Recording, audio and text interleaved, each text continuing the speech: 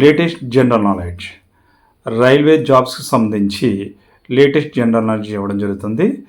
ఈ వివరాలు తెలుసుకునే ముందు ఈ ఛానల్ చూడడం ఇదే మొదటిసారి అయితే తప్పనిసరిగా సబ్స్క్రైబ్ చేయండి. ఇందులోని కంటెంట్ యూజ్ఫుల్ అనిపిస్తే లైక్ చేయడం మాత్రం మర్చిపోద్దు. ఇటువంటి యూజ్ఫుల్ కంటెంట్ మీకు తెలిసిన వారికి కూడా షేర్ చేయండి. రైల్వే జీకే గురించి తెలుసుకుందాం. భారతదేశ రైల్వే పితామహుడు ఎవరు? Who was the father of the Indian railways?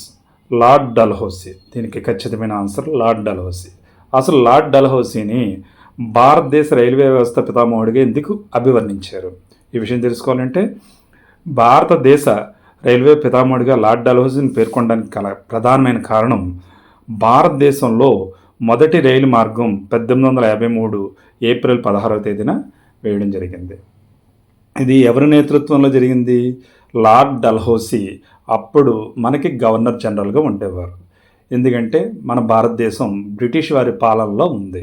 ఆ కారణంగా ఆ సమయంలో పనిచేస్తున్న గవర్నర్ జనరల్గా ఉన్న లార్డ్ డల్హౌసీ ఆధ్వర్యంలో భారతదేశంలోనే మొదటి రైలు 1853 ఏప్రిల్ 16వ తేదీన వేయడం జరిగింది.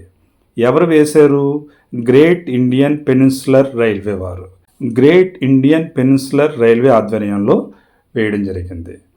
బొంబాయి నుంచి థానే వరకు మొట్టమొదటి రైలు మార్గం ఎక్కడి నుంచి ఎక్కడి వరకు అంటే బొంబాయి నుంచి థానే వరకు 34 కిలోమీటర్లు ప్రయాణించడం జరిగింది.